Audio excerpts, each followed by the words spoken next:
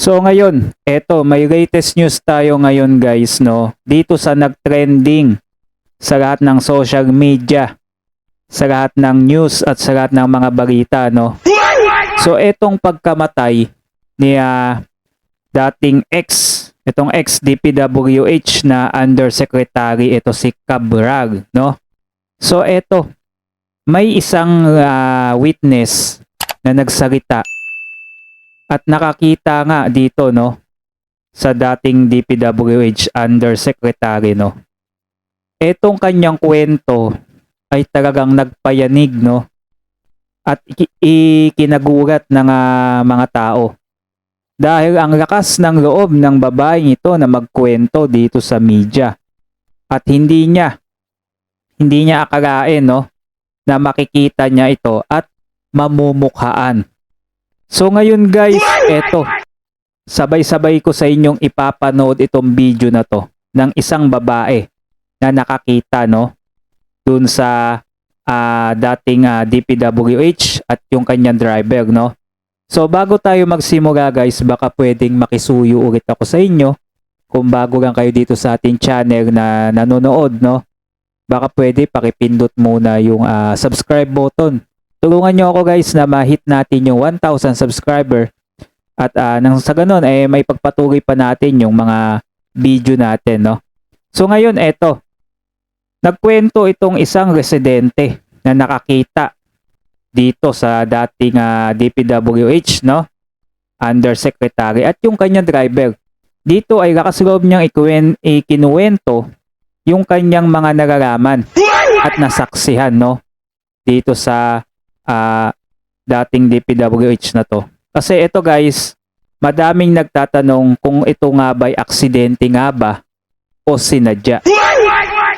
So kayo guys, kung iisip kayo, no, etong madaming nalalaman na undersecretary na to, madaming alam to, lalo na yung kanyang mga gadgets, no, ay talagang kinukuha talaga, gustong kunin ng ng mga NBI upang ma-check yung mga nasa loob ng kanyang mga gadget. Kayo ba'y naniniwala na ito'y aksidente o sinadya?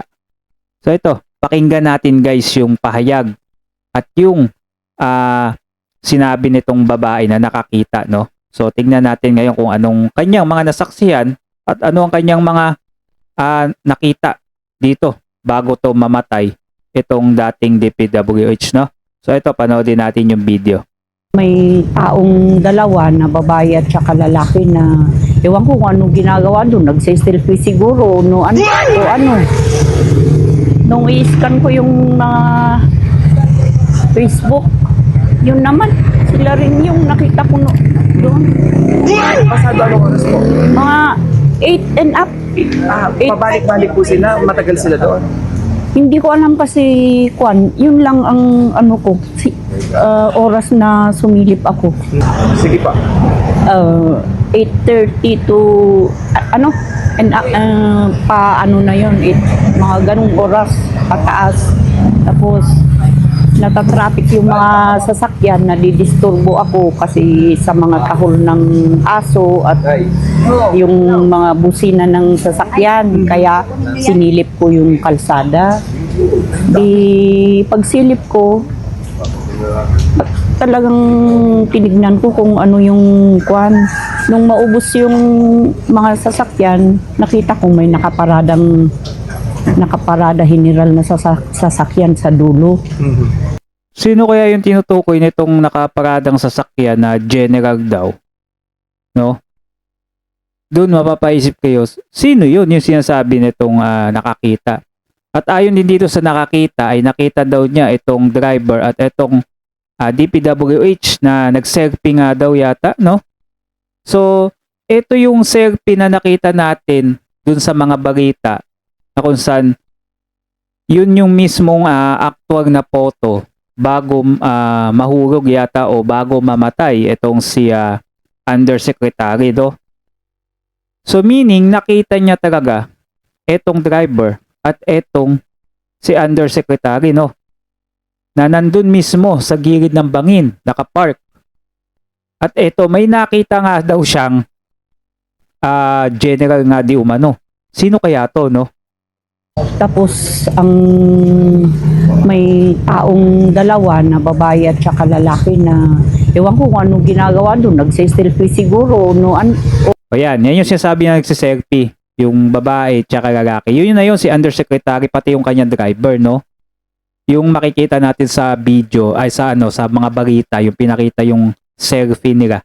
Na legit talaga, yun talaga yung selfie. ano. Nung i-scan ko yung Facebook, yun naman, sila rin yung nakita ko doon. Pasado anong oras po? Mga 8 and up. Pabalik-balik po sila, matagal sila doon. Hindi ko alam kasi, Kwan, yun lang ang ano ko, oras na sumilip ako. Anong oras po kayo sumilip? Yun na nga, Umaga. 8, oo, past 8. Oo.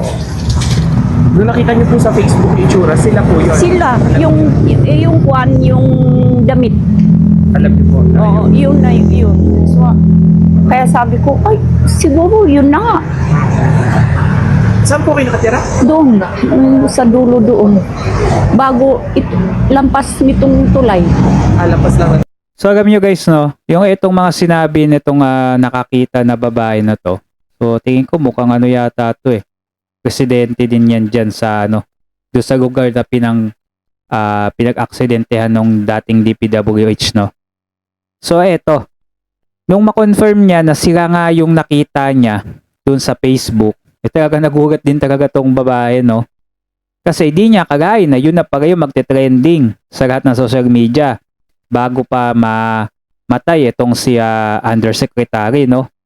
Yung iba sinasabi dito baka sinadya talaga yung pagkamatay niya kasi nga madami nalalaman. So hindi natin ma-confirm yan guys kung talaga sinadya ba o aksidente. Kaya lang tingin ko dyan, alam ko kung bakit yata nandyan yung mga yan sila. Ay tingin ko na stress yan at gusto magpahangin nga, di ba sabi ng driver. Gustong lumanghap ng sariwang hangin dahil sa stress. So alam nyo guys, yung stress ay talagang napakahirap na kalaban. Lalo na pag mag-isa ka na lang. At wala kang magapitan, wala kang matakbuhan. No? Kailangan mo talagang tatagan ng loob mo. At manalig ka talaga sa itaas. So eto nakakita na to, tingin ko hindi naman siya yata delikado, no? Kasi wala naman siya masyadong binanggit na masisera na information dito sa kaso na to. Kasi kung sakali may nakita siya o may nakita siyang hindi kanais-nais, talagang delicads to. Etong witness na to. Ito, lampas ng tulay. Nung umaga po na yun, yung mga sasakyan, parang nagta-traffic dahil sa Oo. kanila. Mm-mm. Hindi- Normal po ba na may umuupo doon? Eh, wala naman. Sila lang naman. Kahit yung Tapos, ibang turista hindi po dumadaan doon?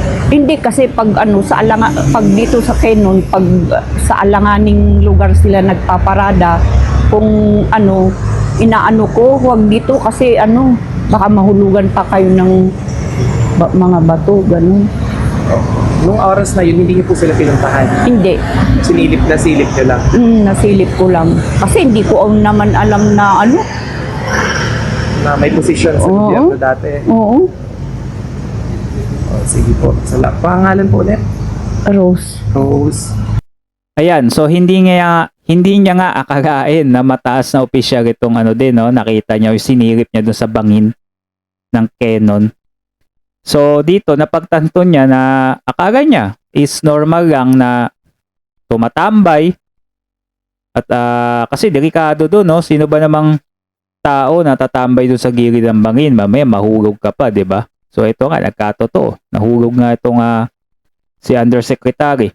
Kaya yung iba dito ay pag-aisipan talaga kung ito nga ba talaga sinadya upang patahimikin o sadyang aksidente. Kayo guys, ano sa palagay nyo? Comment down below kayo sa video natin. Huwag nyo din kalimutan mag-subscribe nang lagi kayo updated sa mga susunod pa nating mga video.